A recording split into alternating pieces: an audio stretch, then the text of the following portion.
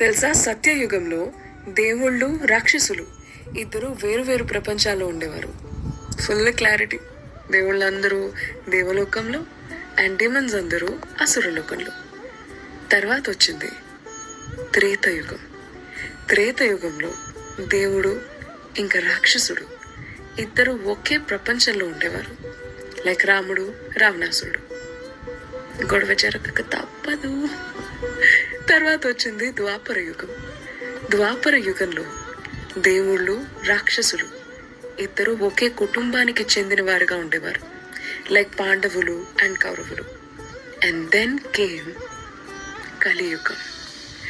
కలియుగంలో ఒకే మనిషిలో దేవుడు ఉంటాడు, రాక్షసుడు ఉంటాడు. తనలో ఉన్న రాక్షసుడిని హరించటమే కలియుగం తాలూకా తాత్పర్యం.